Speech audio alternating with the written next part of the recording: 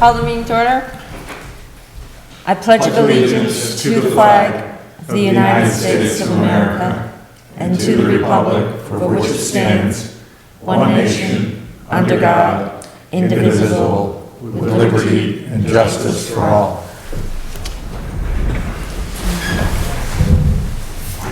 Is there a motion to approve the agenda? So moved. Second? Second. All in favor? Aye. Motion carries.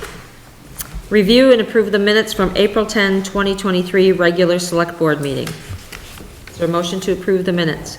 So moved. Second? Second. All in favor? Aye. Motion carries. Minutes are approved. Any open public comment? Anybody on Zoom? All right. Being done, we'll go on to discussion and action items. Everyone signed the bills. Yes. Municipal Energy Resiliency Program grant application for capacity building. Looking for a motion to authorize town manager to apply for the MERP capacity building grant.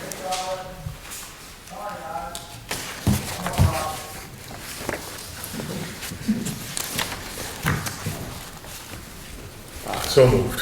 Thank you. Is there a second? Second. All in favor? Aye. Carries. Crowley Brothers Memorial Road Race. Everybody saw that in their packet? Yes. Motion to approve. Second. Don't think we need a motion, do we? No, okay. All right. Okay, sorry. All right, everybody approves? Okay, Yeah, we got insurance and all that from them, so. great. Okay. Grants in aid commitment letter. We need a motion to commit to participate in the SFY 24 Municipal Roads Grants in Aid Program. Is there a motion? Motion to approve. Second? Second. All in favor? Aye. Motion carries. Goal setting for fiscal year '24. All right, well, we've got quite a list of goals that have been laid out in front of us in the 2020 municipal plan, and I've made them available. I've spoken to quite a few people around town to kind of find out what the capacity of the board is and what the town is for digesting all of this. And I think the best idea is to just kind of go through our various committees and groups and assign each 2 or 3 goals. And so we've got the Planning Commission, we've got the Select Board, we've got myself, Beaver Pond, which was an ad hoc committee that's lasted since the town acquired the property, and the Parks and Rec Committee.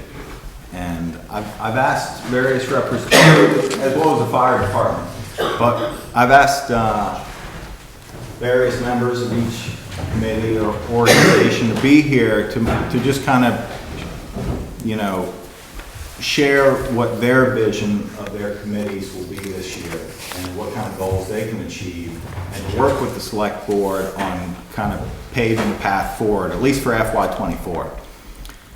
So I figure what we can do is just kind of go down the list here, maybe start with one of the most important committees we have, probably the Planning Committee. Carol Protovansky's here,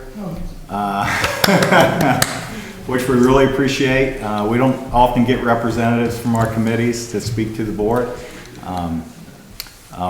The Planning Commission has been pretty busy lately. We've got an Energy Committee. We've been trying to wrap our minds around economic development activities. We had Ed Bove here last week to talk about the zoning bylaws and what kind of support the Rutland Regional Planning Commission can provide. So I think right now maybe it's just best to dive into what are the expectations of the Planning Commission for FY24. And some of the goals are listed already in that goal sheet. But This is new to me though, as far as the planning commission, so I don't know what, how long I'm gonna be. No, that's fine, just, you know, what do we want the planning commission to achieve this year? I think is really the headline. I think there's been a lot of progress with grants and past the, I forget the name of the tri one. Yeah, Tri-Town Trails. Yeah. I've been calling it T3. Some branding there. So, yeah, we can start there. We're gonna have a pretty big scoping study coming up for the Tri-Town Trails. Do we think that's something that the planning commission can put a lot of effort into, you know, to achieve for this year? My thoughts were probably, you know, Tri-Town Trail is a big one. Economic development is a pretty big goal of the planning commission. I was thinking maybe they could reach out, and I'm just throwing ideas out there, reaching out to all the different cottage industries that we have in town and maybe supporting them, you know, by handing out a pamphlet or something at Fall Festival, or updating the zoning bylaws might be a good project for FY '24. I just say not knowing what we were doing or what our responsibility was. I had served with one, because this came up once before in some other meeting, to promote in all students' knowledge and all about how all this works. That some committee should be reaching out to the high school kids especially, even if it was somehow giving one of them a seat on here and on the planning commission. Because if we expect them to appreciate the town and want to stay, that would give them a hand and responsibility towards keeping it viable. I don't know, it's just, and I don't know if that has anything to do with the planning commission, but I just want to get that out there. Well, there are quite a few goals in there with gaining a positive relationship with the schools. That is one of the 2020 municipal plan goals.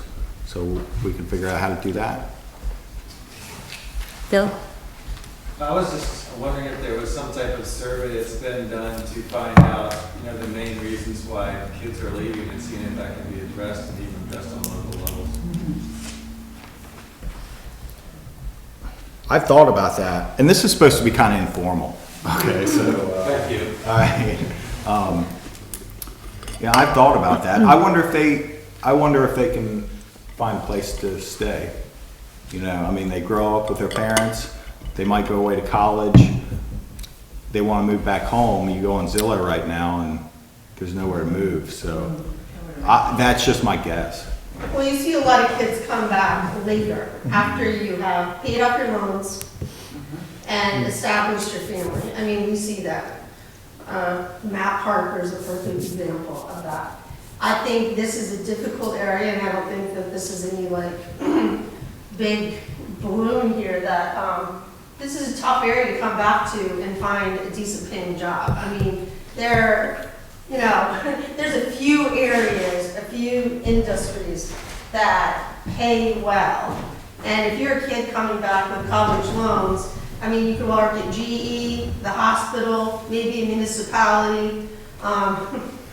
Education is even a little tricky these days, personally. And colleges, I'm not sure. I wouldn't want to, you know, hold my breath there and be employed by a college, but I mean, I don't think that that's, I mean, if you have $30,000, $40,000 coming back just with a bachelor's degree, which is a pretty low number, it's hard to come back here.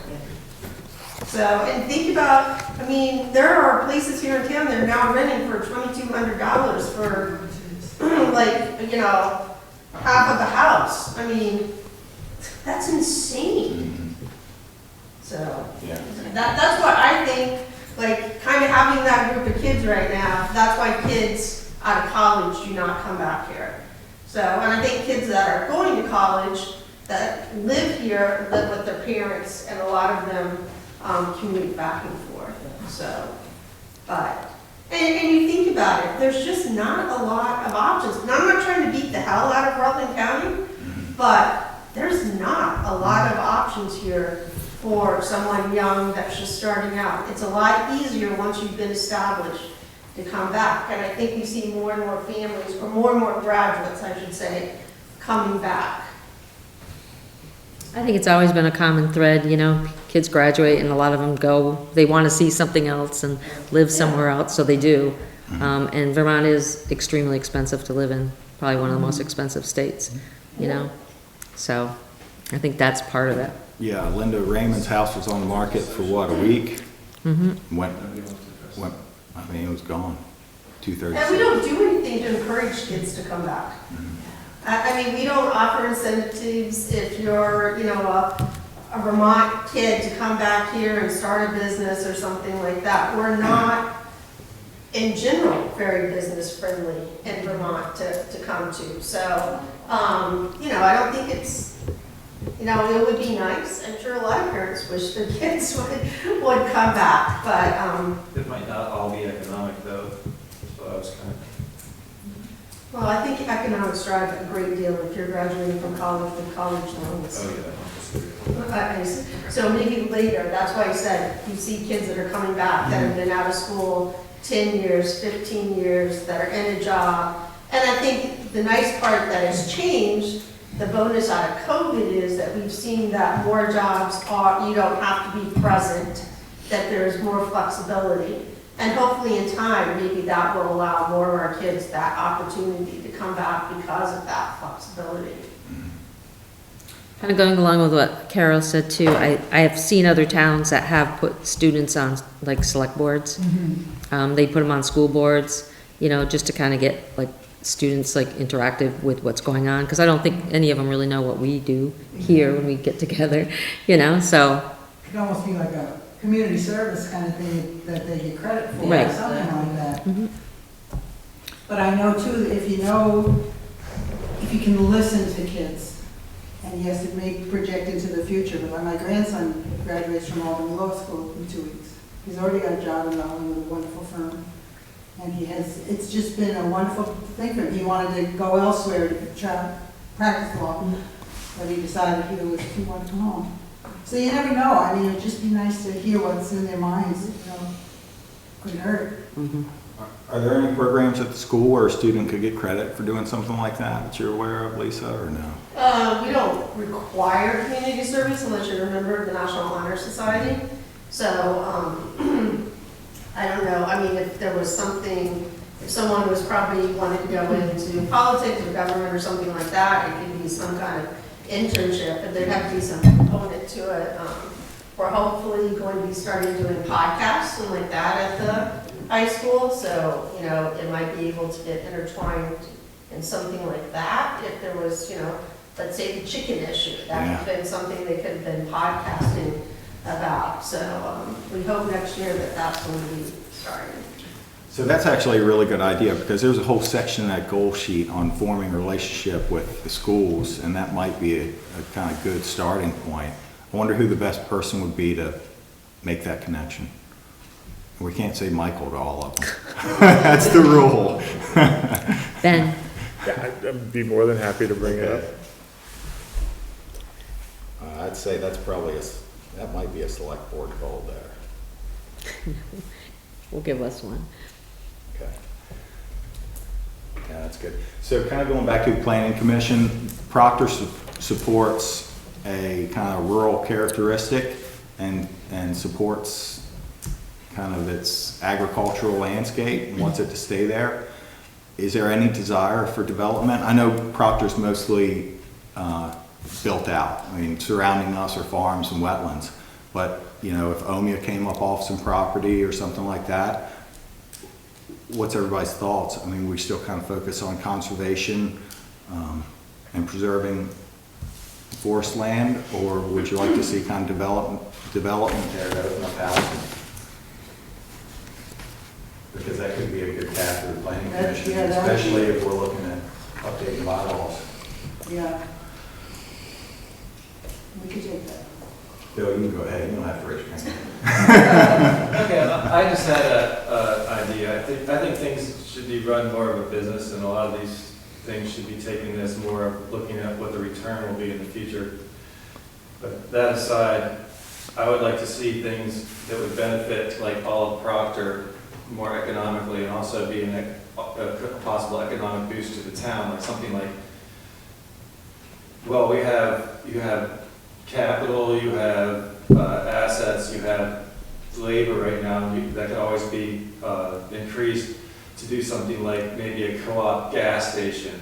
Everybody talks, they want a gas station, well, why not we have a co-op gas station so people in Proctor can get their gas cheaper, so we can leverage the power of the money that comes in, and we can do something like that, and they could also buy oil, we could do, I'd like to see things where the town benefits, the sewer and the water, that's great because everybody uses it, and it's good to have the town administer something like that. But I would like to see the town, instead of forcing everybody to put in their own water softener, since they're the source of it, to maybe do something on that end, because that's what I feel like the governance is here for, is to take advantage of the position of having what everybody uses. And these trails, we can disagree on that, but it's something that everybody uses and can benefit from. And, in the future, I could see something really good coming from something like that. But I would like to see something more like returns that would be more of a business running thing where you would get people discounts but also be making money and not have to be so dependent on taxation. And that's what I would like to see more incorporated into the planning. So, thanks, Bill. And thank you for listening. Well, I think if you have development in town, like if you use some of the space in some of these buildings to bring business in, that's definitely gonna benefit the town, The more business you bring in, the more people are here, the more other, assets you're gonna have to need to provide to those people, which was one of the big boosts with the college. That was the vision, all these people are gonna be here, there's gonna be more restaurants, you're gonna have to have stores, you're gonna have to have things like that. And I think what hurts us is we have people, like up on the hill, who buy these properties, and it just sits there. So there's a lot of discussion about the dam, and everybody was happier when the power rates were cheaper and they were running the dam here. And I hear a lot of people saying that. So were people happier than when the dam was powering things and the power was cheaper? Or do you guys see that as a good move to get rid of the dam and turn that over to the power company? Or do you see that as a maybe a mistake? Or where do you guys view that just going forward? That wasn't a town entity. That wasn't a town entity. That was No. a marble company, and they sold it to another power company. Okay. That wasn't the town's? No. No. Want Marble Company on that? Okay. But their rates were very cheap years ago. And we were all happier years ago. At the same time, the power did go out It did. fairly regularly. It did. Yeah, it did. Well, so we've got the Tri-Towns Trail, and that's definitely gonna be a focus of the planning commission. I spoke with Stephanie Burke, and she's decided that she's gonna manage it for us, which will be really helpful. And then Ed Bove came by at the last planning commission meeting and talked about helping us update the bylaws. When you say managing, is this just going to be totally under her and? She's just a facilitator. Okay. What about, so the planning is going to get drawn up eventually? Yeah, the planning is all on the town. She just facilitates the meetings and kind of helps us cut through the red tape of all the state requirements for reporting, what our activities are, where we're at in the process and all that.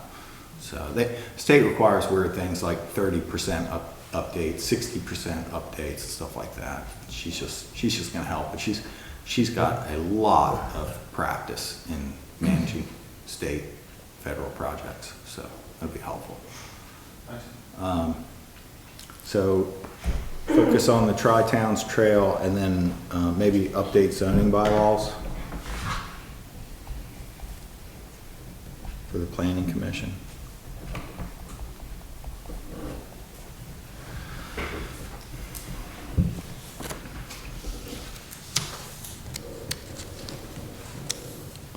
Has the planning commission and her have all these departments seeing all of the goals?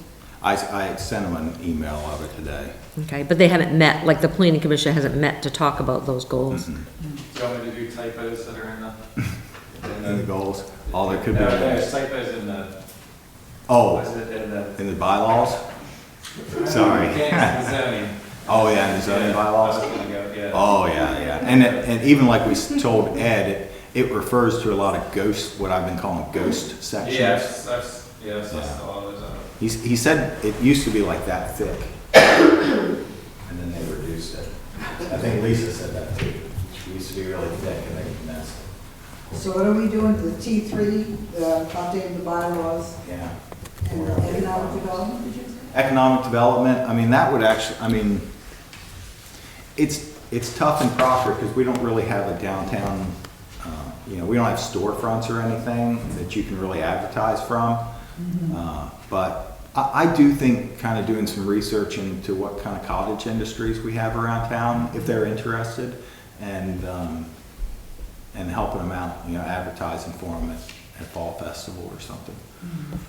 That's a pretty That can clear go on, goal. yeah. That's a pretty clear goal for Proctor,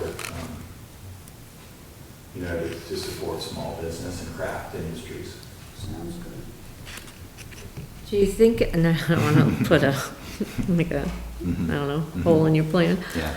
but do you think it'd be more advantageous to like have like fire meet and have them go through it and then kind of come what they feel are the goals and then come back and say, this is what we've thought are our goals? And the same with the planning commission and like Beaver Pond Committee and the Parks and Rec. And I mean, just so that you get, like, the committee's there for a reason. Yeah. And these departments are there for a reason, so if they kind of come up with what they feel their goals are, like their top two at least, then they as a whole agree on it and can kind of bring it back to the select board. Okay. Yeah, I thought maybe, I was thinking kind of a reverse where the board would tell the committees on kind of what their goals Okay. would be. But if you guys want to Okay, no, that's fine. flip-flop, then we can flip-flop. I don't know, Yeah, that's fine. what's easier. Yeah. But I know the fire department's got a wish list.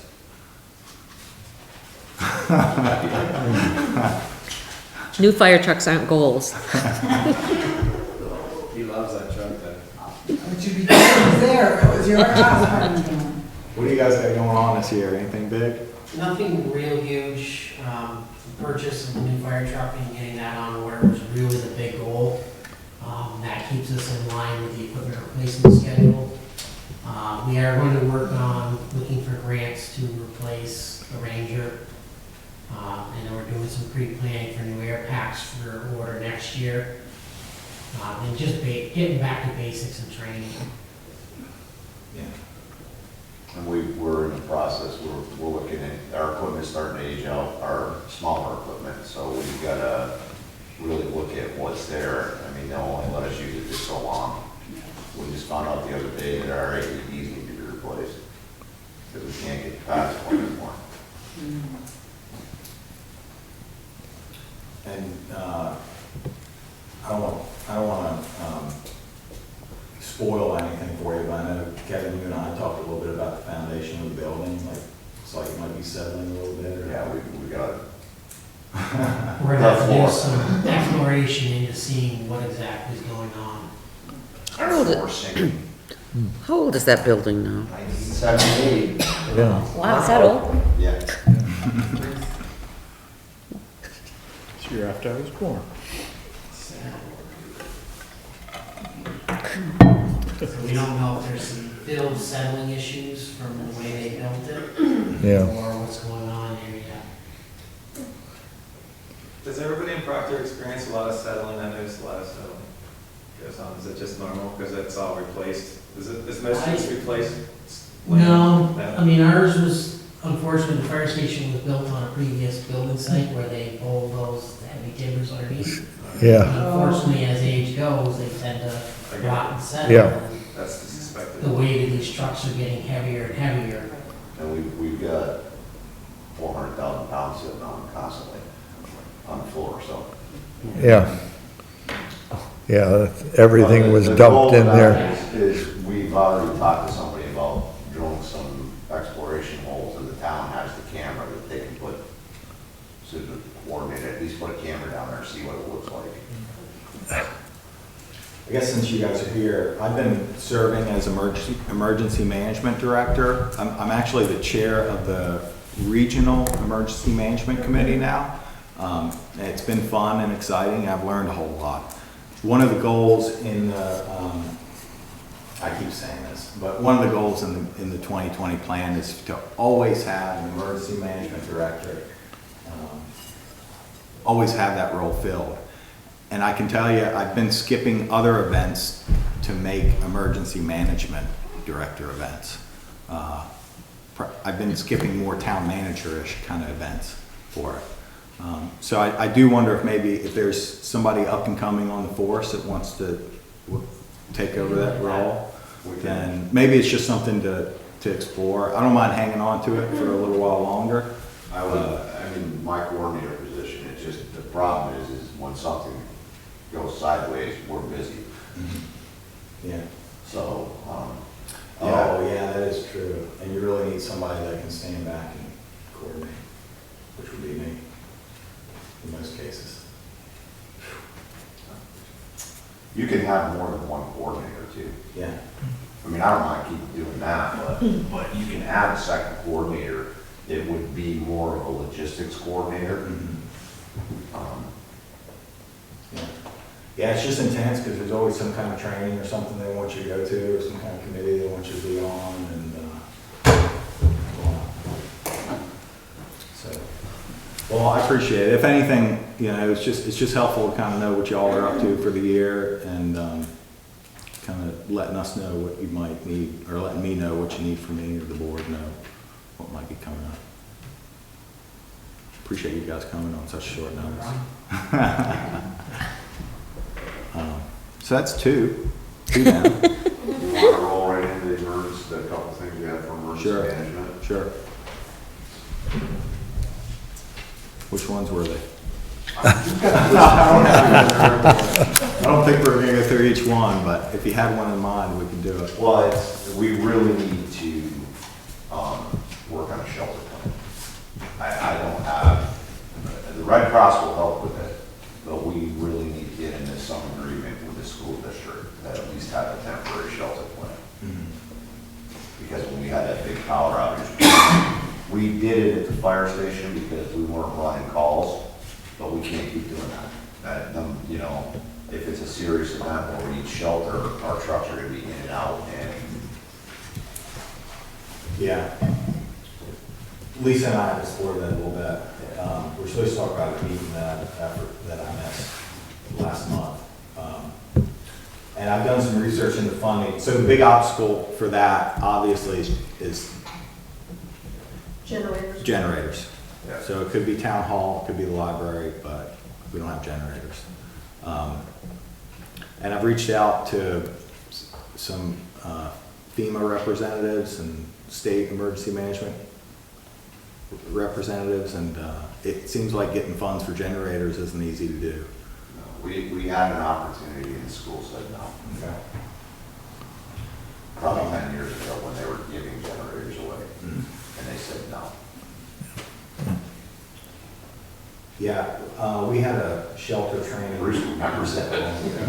Yeah. Yeah, so the New England Red Cross director, and that's not his title, but he's like in charge of the Red Cross here in New England, held a training at the Rutland Regional Planning Commission and talked a little bit about shelters and all that.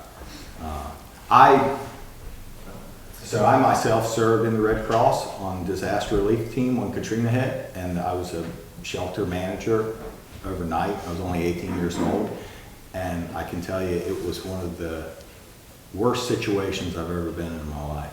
I've never, martial law was declared, so you had to be in your shelter at 8 o'clock, and it was a school. There was no generator, there was no power, it was overcrowded.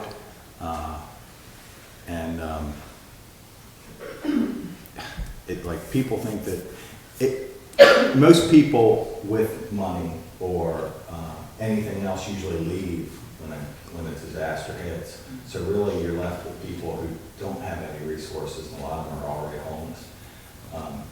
So I hate to think of every event being like that, but I guarantee that if something were to be that bad, it wouldn't be the best landscape probably, even under the best conditions.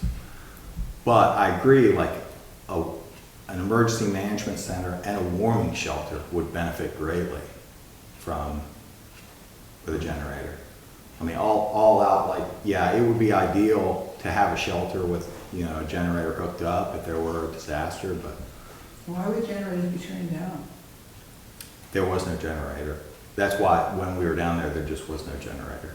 Most I places thought you didn't. said they turned it down. They freely. did. Oh, that. Right, Yeah, why? because we don't have outages, enough outages for a long period of time because of the plant here, and that was the, And we had trouble because we had a lineup where the school equipment hooked up, and at the Right. time, the school board said, no, thank you. yeah.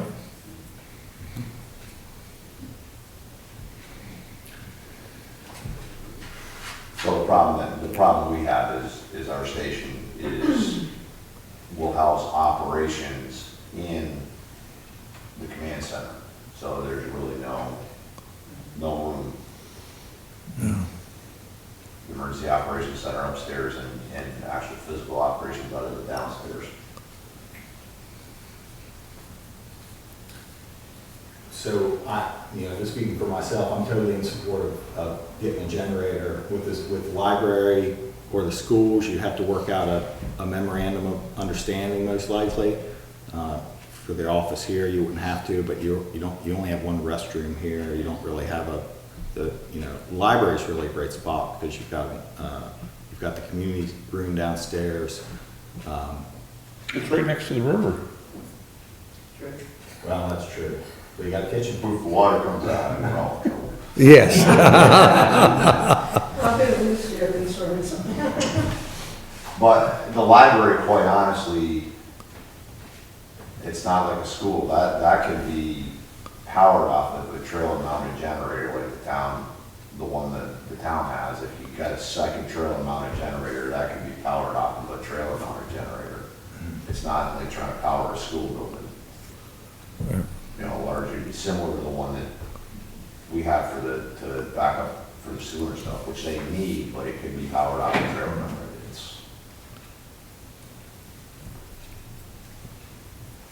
How the same the elementary school is up on the hill. That would be the best spot, the safest.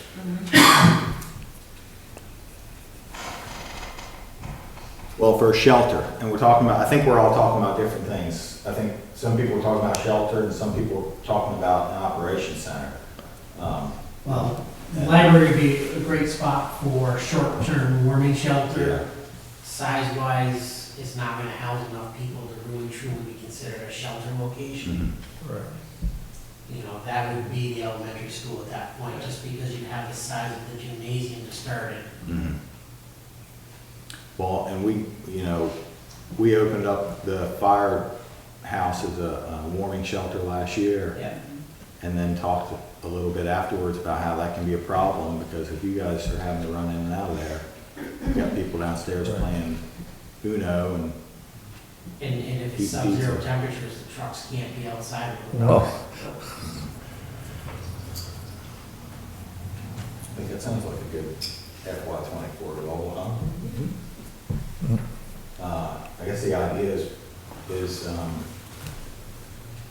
working with the library, trying to make a meeting when I say I'm gonna be there, and Technicalities. seeing if there's any interest there, and making sure that we can get power on a cold day.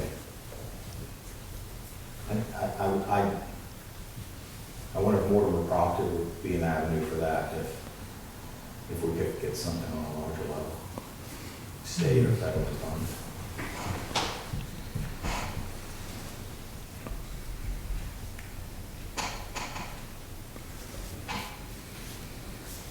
You guys help me out with that? We'll make that emergency management director goal. Emergency management goal. Yeah. Yeah, All right. that works. All right. I appreciate that, guys. We're up to 911 coordinator, are you ready?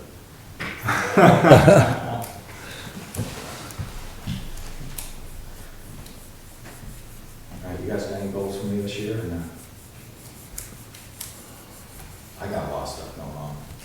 Anything you really want me to accomplish that I'm not really kind of undertaking at the moment? You're doing fine. Okay. We've got, I think you're pushing a lot of things through. yeah, we're trying to, well, we caught up on a lot of things, and yeah, I am trying to avoid like a performance evaluation, even though I don't mind one, but I just had one, so I don't need another one. But, yeah, we've got the South Street Sidewalk Project. All right, I just sent out right-of-ways for that. We've got the Stormwater Master Plan. We've got the Tri-Towns Trail. We've got the BCDP grant with Zion Growers. We've got grants and aid. I don't want to say we're going to get it, but it was sounding like maybe we'll get a Class 2 highway grant this year, which would be really excellent, but no promises there. We've got GMP versus Proctor, that hopefully is coming to a close soon. And those are kind of the bigger, I think, oh, wastewater treatment plant upgrades. So there's some big projects we're taking on with one administrative staff member. But I'm happy, I am happy to do it, and it's exciting, so, and we've got a lot of help. Our A&E has been extremely helpful. The Rutland Regional Planning Commission is there when we need them, so everything feels under control, for sure. So I guess for this year,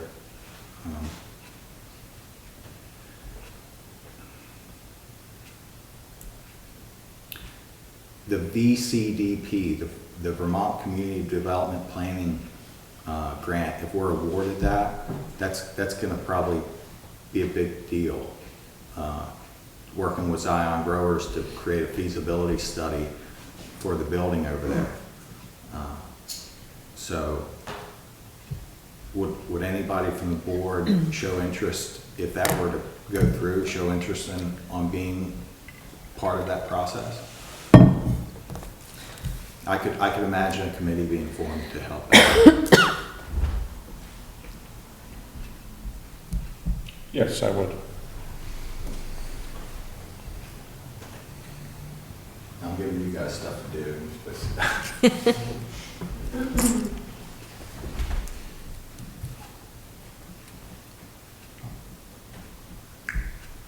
Got time.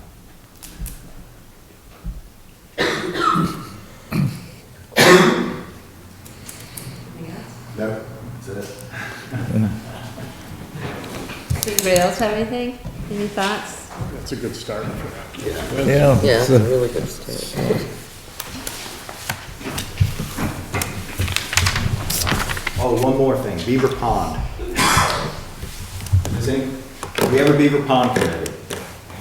As you all know, I really don't know what their status is. We don't appoint members every year, so I imagine they're just kind of like a pseudo-government entity. Does any board members have any feelings about the pond, the Beaver Pond? Because, I mean, technically, I mean, you guys know I've got a pretty open management style. So if we've got a committee that manages a pond that's of the community, then I'm totally in support of that, and we'll kind of go by their guidance. But that means that control of the facility isn't necessarily taken away from me, but I'm giving it to the community. Since I'm doing that, it seems fit that the select board has some kind of input on it. So, what do you guys think of the pond now? I mean, do you think it's doing what it's supposed to do? I mean, is it the recreational asset that we want to have? And if not, what kind of improvements would you like to see? I think it's what we want. I think it just needs to be promoted more. I'm on the committee, so I feel that, you know, the select board is kept apprised of what does go on over there. And the committees always come to the board if they needed something that. We have, need yeah, something, so. yeah, and our chairman is, you know, very reachable anytime.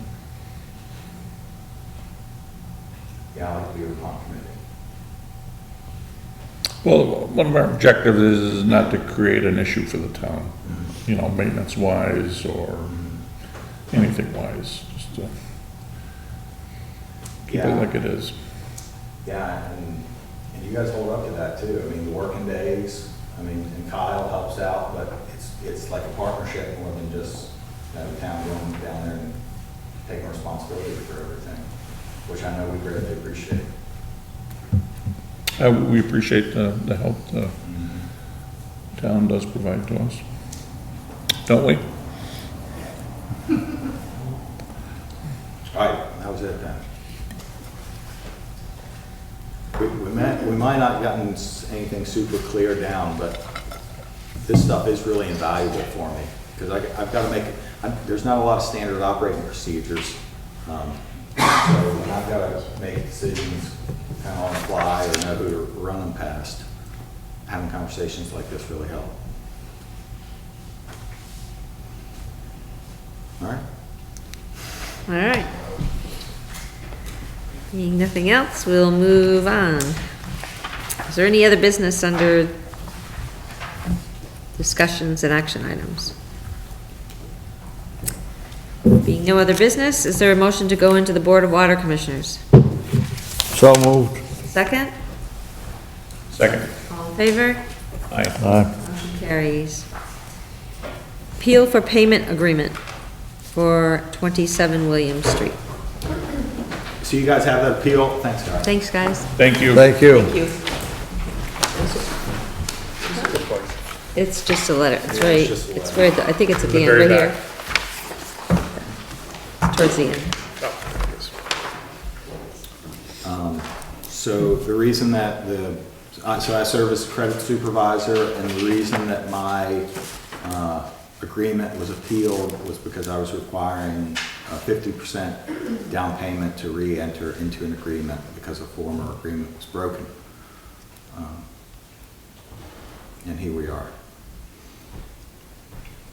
So I guess what I'd just be looking for is guidance from the board, and I can let the account holder know what the path forward is. What's the current balance owed, Michael, for this account? I think that one's pretty high. I think we're in the 3,000s on that.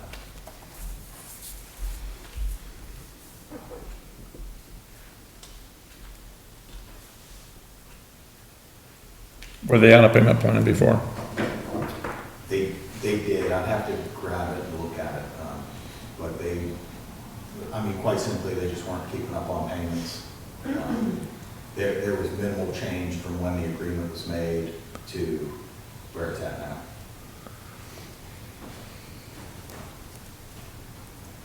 So are they current, are these only arrears, or are they current on their present bills? No.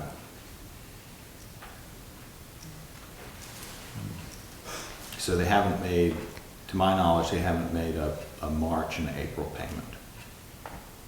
And so this payment that they're offering here would pay the arrearage, the delinquency? I think their idea is to get to zero. Okay, so they'd be paying the delinquency and be current on their present bills. Yeah, well, come May 15th, they're past due now, but come May 15th, everything will be delinquent. And $2,000 will be completely paid up? Because they're saying they're gonna pay 500 in April, 500 in May, then you got June and July, and they say they'll be completely paid, ensuring that the total balance is paid in full by July 31st, 23. Yeah, so my idea, the way they explained to me, was whatever plan is established, is they have to be paid off by July 1st. Because $500 each month won't pay it off. Especially if they have to be current on what's being charged now.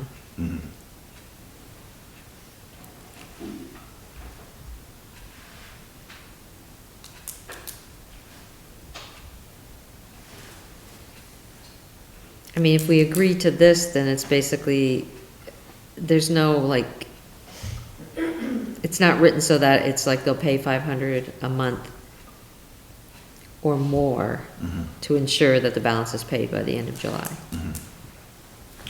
Because we know they won't be able to pay it off by the end of July. Well, you could,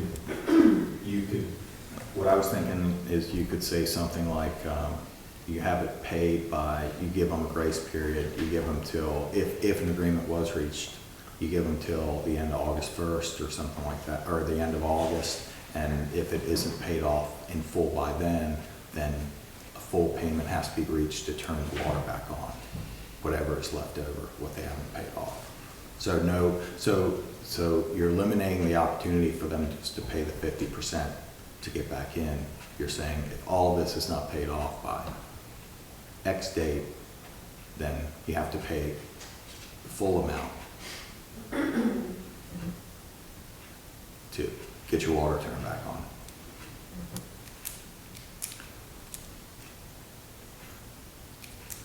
Does that make sense? Yes, so basically, accept the agreement, but if it's not paid in full by August 31st, your water will be shut off. And the Yeah. only way that to stop that from happening is to pay the balance in full Yeah, at that time. yeah.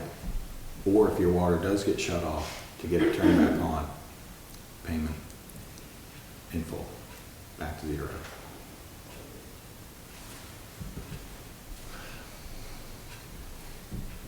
Anybody's thoughts? I'm just kind of, the very last sentence in their letter says, moving forward, we'll drop 500 each month and ensuring the total balance is paid by July 31st. So aren't they saying that we'll have it all paid off by July 31st? I mean, it's, Well, they're saying that, but by paying $500 a month, we know they won't. right, but they aren't saying they're ensuring the total will be paid in full by July 31st. Yeah. So, I mean, it's kind of a gray area. I don't understand what, if they're saying, okay, come July, we still owe 800, we'll pay that. So we could just stay with this letter and just say, okay, it's gotta be paid off by July 31st, or the water gets shut off. That's what I'm thinking. Because that's what Whether it sounds that's- like. Yeah, and see whether that's agreeable with them. It sounded like it was, and I apologize, I don't have their delinquent amount in front of you. But if they're, just my opinion, if they're agreeing to pay it off by that date, hold them to it. Yeah. And then I guess if that's the direction the board wants to go, if we don't hold them to it, on that date, the water gets shut off. However, I only turn it back on when they do have full payment, or when they do pay it all off. Does that make sense? Right. I think we should hold them to the 500 a month too, Yeah, we can do that. if you want to wait till summer's over, but I think we should. And even after it's paid off, get a couple more. Well, we've done really well. We haven't gotten into it, but we've done pretty well collecting. Good job on that, Michael. Thank you. Not the best part of the gig. So is everybody in agreement with this as is? To ensure that they're paying $500 at least a month, and then that the balance is paid in full by July 31st, if it's more than $500? That's the way, yeah, if that's the way everybody's interpreting it. So is there a motion to accept this agreement on the terms that we discussed? Well, don't you have to include what the end game would be if they don't make it by July 31st? Doesn't that need to be in the letter? And shouldn't you include, like, they say they'll drop it each month. Well, we're almost at the end of April. Like, they should drop it by the 15th or something. I just find it a little frustrating that a committee sat and we worked to develop a policy, and now I feel like these people are taking advantage of it because their water is stayed on because they wrote this letter, while everyone else had to come up with the money. So it seems like we're getting back into that same situation where if you don't pay, we're just creating new contracts, new agreements. And then it's like, you're gonna get a printout in June, it's gonna be like, okay, well, this one is current, but this one is going to be current, or this one at the end of July might be current. I mean, these are your responsibilities as a homeowner, pay your bills. Well, I think the way it was written is that if anybody does appeal, then it automatically gets turned on until we just make a decision on the appeal. Right, but creating new contracts for them is a little insulting, I think, to the committee that worked. Getting money is the most important thing, and I think that they're headed in that direction, even though the path might not be. Right, but you're creating I mean, so once this happens, the next person's gonna come in, they're gonna write a letter, and it's gonna be like, I'm gonna pay $400. I mean, it just becomes like, so you're creating a new contract with them or a new agreement. So that was the whole conversation before about creating new agreements over and over. I just think it's insulting to the taxpayers that pay their bills on time.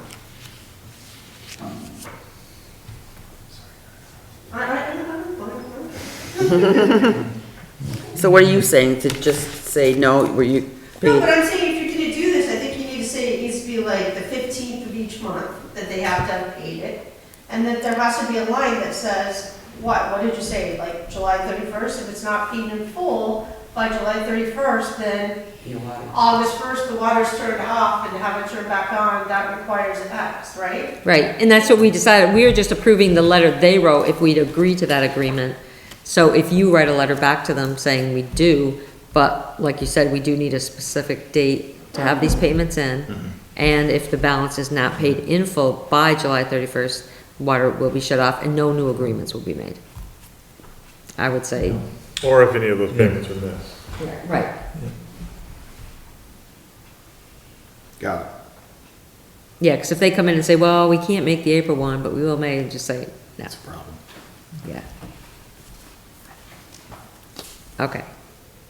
So is there a motion to approve their offer with our response specifying the date those $500 payments have to be made, and that the balance has to be paid in full by the 31st?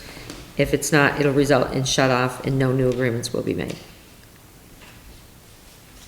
So, Is there a second? Second. All in favor? Aye. Anybody opposed? Motion carries. Is this the only one out of all of them that were delinquent? Is this the only case of something like this? that was the only appeal. Everybody else on that list was able to come up with 50% or very close to it. The town collected in that 1 week, there were 10 disconnects.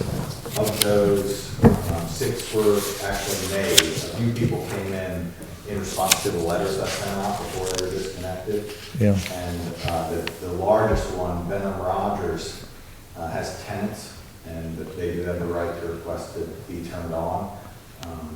And you know, we can discuss details of that kind of offline too. But so counting Benham Rogers out, which is upwards of almost $14,000. So if we just include the 9, the town collected almost $12,000 in arrearage. Yeah. Because we had another, I think I told a few of you about that, but after the work, we collected a $2,200 check. Yeah. Also, I think it needs to be clear to them that the $500 is going towards the delinquency, but that they have to stay current. Like if they say all the delinquency's paid up, and all of a sudden I got, another month's bill, Yeah. then that has to be paid. For this agreement, you mean, that Right. was just approved? Yeah, the So one we just talked about. The idea is that if it's paid off before July 1st was the date, correct? 31st. 31st, so if it's paid off before then, they won't have any more current payments until October. October, yeah. September, October.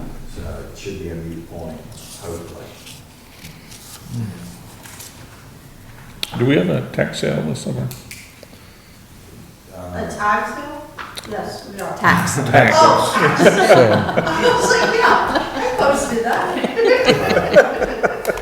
We could put it at the tag sale. What's the date now that, Celia's acting like she's putting some houses up for tax sale this year in June. good, I think Miss Horns was, unless it's Yeah, already. that was. we should consider that Kane Street property.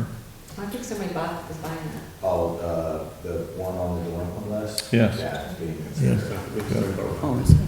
Yeah, I think Is that anything went happening with this fire? up for auction. Yeah, I spoke to, getting a little off topic, but I spoke to Nicole, it's okay. I spoke to Nicole Mace today. We're not making decisions on it, so, I talked to Nicole Mace today. We're supposed to have a meeting, about remediation of the property. And then the property on East Street in 90 days is up May 1st. So, starting then, he'll really have a clear and immediate plan, or else fines will most likely be delivered. So the fine's been delivered on West Street? No, Because that 90 days was up a long time ago. I know, but the 90 days started in winter on December 1st. So it's hard for me to start them then. Well, it's not me, it's the zoning administrator, but just kind of thinking through it. It started in the winter, so it's hard to say the clock starts now because you can't really get in there and do what you need to do in the winter. So once her 90 days start ticking. It's kind of in the red zone right now. Because hers should be up before his is up. Mhm. I kind of treat it like, maybe I shouldn't, and this is a conversation that we can have, but it's kind of like, you know, if you go on to 26 and 25, you don't get a ticket kind of thing. So I kind of practice the same discretion, you know, in this, holding them accountable to make sure it gets done. They did suffer a tragedy, I feel for their position as well. I mean, if that's anything to do with it, it seems like just keep the fire limited until like get something done. Yeah, like I said, we're supposed to meet this week with her and then Brittany Kavakis and another leader of an organization. And I'm gonna need an imminent plan. Yeah. Okay. Is there a motion to go out of the Board of Water Commissioners into the Board of Sewer Commissioners? So moved. Second. Second. All in favor? Aye. Anybody opposed? Treatment plant scoping study update.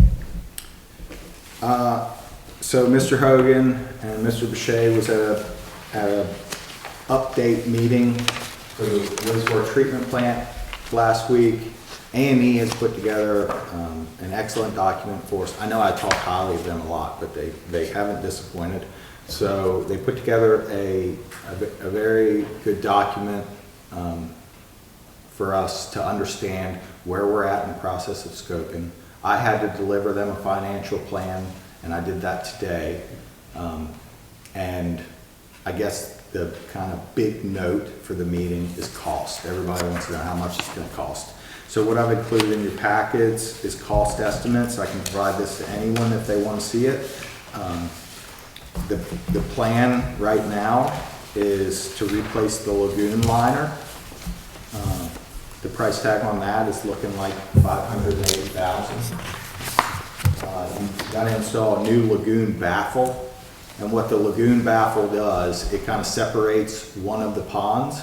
So instead of just having two, you've got three. It just kind of helps with the processing of the waste, slows it down, and prevents short circuiting. New diffusers and new blowers. So the new diffusers come in at around $360,000, and the new blowers come in at around $310,000. Both of those are kind of at the end of their lifespan, and the new blowers will be quieter than the ones we have. So I don't know if you live around there, but you can probably hear them when they're rolling. Summertime you can hear them, yes. So And the blowers create oxygen in the lagoons, which has the little microbes eat up everything, so. Yeah. That's, so, they pump a lot of oxygen in there, Yeah, and run a lot. Yes, 24/7, I believe. yeah. Yeah, you can't go in the building if you don't have hearing protection when those blowers are running. And then skipping to the next page, there's two choices here. The others aren't really choices. But there's two choices here. There's a new UV system or a new chlorination system. And, you know, there's kind of some back and forth on how effective UV systems are on lagoon-style treatment plants, but ours has a history of working, if you go back and look at all the data. So, some systems have moved to a chlorinated system. They're more expensive. You'd have to change your permit around for it. So it was kind of one of those things, if it ain't broke, don't fix it. So sticking with the new UV system, and that's coming in at around 670,000. And then other wastewater treatment improvements, replace the MCC. I'm not sure what MCC stands for now I think about it. I think it's that master control. Oh, yeah. That, yeah, you said that was kind of an option, but it would be a good idea. Refurbish the control building, and that was just to make it kind of, it's seen better days, the structure, and the bathroom isn't in great condition either, so. And I thought, if you're gonna have a bathroom somewhere, you gotta set the standard, probably be a good spot for it. Yeah. And then the new overflow transfer is what we were talking about, is putting that pipe, putting an overflow pipe in, so that 8-inch, in case it gets clogged. So if you exclude the 910,000 from all of that, those are the kind of estimated known costs. Yeah. A&E won't even touch an estimate on Sludge mentioned it. Sludge. The sludge in the bottom of the lagoons is taken out, dried out, and then shipped out. And Yeah. right now, there's no place to ship it to. Right. They were shipping it to Canada and Maine and no more. Both of those have, Yeah. options are gone. Yeah, they did name a town, and I don't remember which one it was, that they recently helped. I think it was Hardwick, Hardwick? yeah. Yeah, And, 1.5 million. yeah, it was in excess of that, I think, to get rid of the sludge.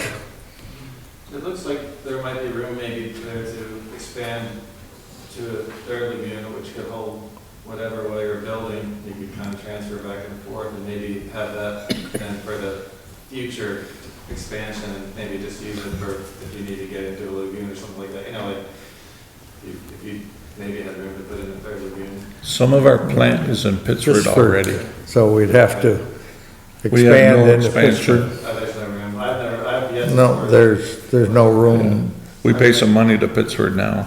yeah, Okay. I mean, there's land down there, but it's not ours. right. Well, and Andy did say too that they could transfer everything over to one lagoon while they Yes. work on the other one. Our system is nowhere near at capacity, Okay, cool. so they would wait till like August and do it. So, and A&E was involved, the engineers were involved in the original plant and the upgrades over the years, so they're They're very familiar really with what familiar we're doing with- here. 1985, Wayne said he was down here working on it. Yeah, And we are kind of running into some obstacles with permitting. yeah. Usually for projects, like when you're just, I think in a case like this, when you're just rehabilitating, when the structure's already existing, you can apply for a categorical exclusion, which relieves you of a lot of environmental review, and the state is arguing that point. So, the obstacle of some permit permits and kind of long-term permit review is real.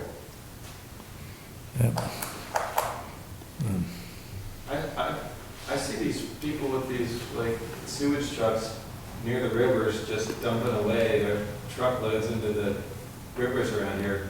I was under the impression that we did a certain amount of primary and secondary treatment and then released like a trickle back into the wild. I didn't know we were containing everything. The argument for the environmental review is that we're working in a floodplain. You should be calling the police on that truck. That's Yeah, I was that's wondering about that because I've seen it quite a bit. Like when I bike ride around and I see it a fair amount, like sewage trucks that are just that pull up rivers just dumping out. I see I don't- water tankers filling up for pools. I've never seen a storage truck dumping. It's suspect, all right. Yeah, You should call the police. yeah. No, I don't, yeah, that's not that. Well, you're the one that brought it up. Rutland takes an awful lot of Yeah, Yeah, Pittsburgh, I'll take a tag down next time. Pittsburgh takes it. Make a report. picks, yeah. So, Or I thought it was something that was just legal. I've seen it quite a bit. Okay. no. Trust me, it's like drinking water by the time he gets there.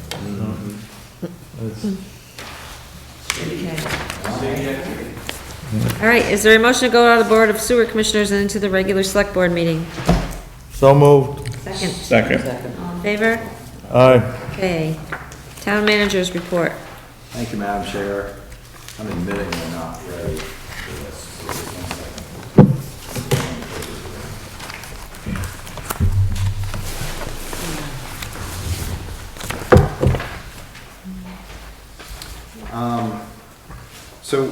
So I'm gonna apply for the MERP stuff. We've got some money in our flags account, and I think I brought up at the last meeting of maybe doing some banners around town. I was wondering, and I was just thinking about doing the Proctor emblem. I was wondering how the select board would feel about me using some of that $500 in that fund to pay for something like that. Sounds like a good idea to me.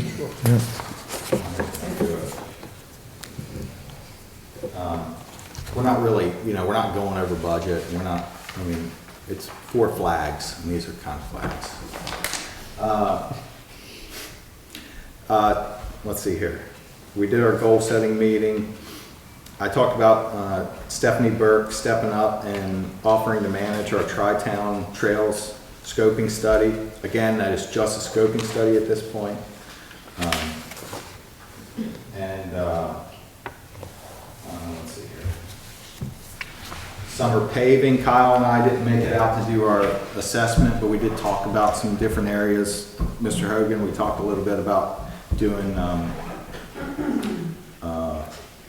North Street there.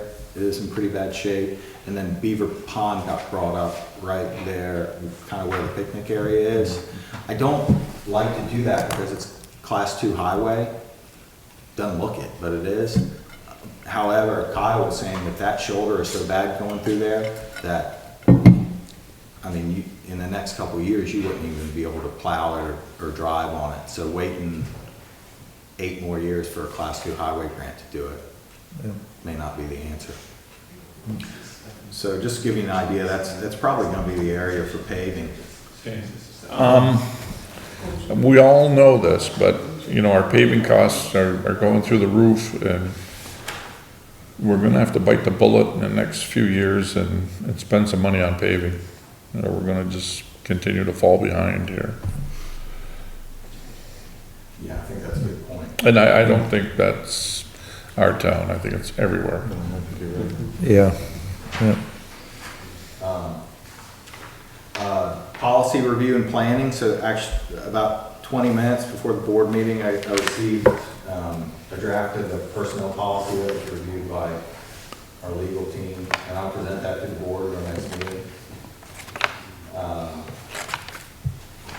don't think, if anybody's got any questions, the pool liner, we bought pool liner to keep some of the weeds down at the pool, and that was installed. Cleanup day, we know, will be May 5th, and held by students. Green up day is coming up. I saw some people on the West Road greening up already. And, I don't know who they were, but thank you. Oh, one is Dave Courier, I think he got all of West Proctor Road. This was a lady and a kid. Oh, okay. Dave Courier did from like McCullough's barn, up to and past Capen's farm. Wow, nice. We did have a dog hearing that came up, and those take a little bit of time just for me to kind of get warnings out and get ready for the meeting. There's a lot of people, you gotta get involved to make sure everybody's there and ready to go. So that was kind of added to this. Would you follow up on that in 2 weeks or so, make sure that everything was paid and taken care of? Yeah, and I did receive word today that the dog tested negative for rabies, so. See that? Yeah, I'll let the owners know that as well sometime. And then transfer station day, we've got about 60 people signed up downstairs so far. Mary's keeping track of everything really well. And the hazardous truck will be there as well on May 6th. All right, and I think that's all my updates there. If anybody has any questions. May 6th is the transfer station day. Yeah. First trip's free, second one's $20. We're gonna see how that works. So there have been some questions about moving the Green Up Act, and is that just on any street, or are there specific areas where are the town guys just driving up and down every street? I'm not sure how it's been done in the past, to be honest with you. John Corliss kind of handled it. In the past, we had designated areas where you like dropped them off, like maybe in front of the school, the library, the park.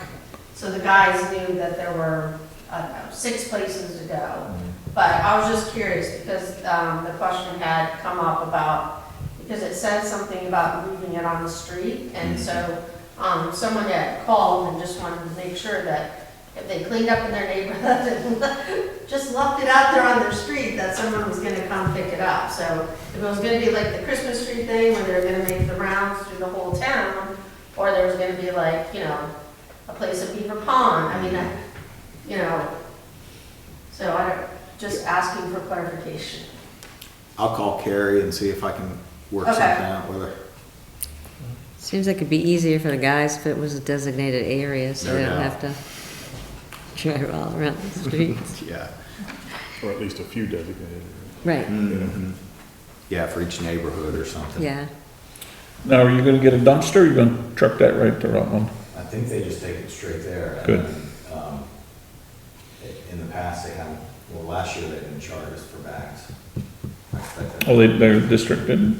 Yeah. Excellent. As long as they were green bags showing up. Well, they did, and then Yeah, remember? they did, and then I said, well, hold on, you sent an email saying you weren't, and that got fixed. Oops. Yeah. Yeah, so we got a lot going on. Really, delinquencies take up most of my time, unfortunately, but I've committed Kyle, and then really the first of the month is when we can focus on that for the first couple weeks, because they just take up a lot of time, and it's hard to switch gears, even though you're not doing it all day long. It's hard to switch gears when you get off the phone with a few people and get back into other administrative duties. We've got this upcoming water service survey going on in town. We need to get some, a picture inside the house, take the time to locate the shut-off outside when we're there, and have permission to be on the property, and keep a file on.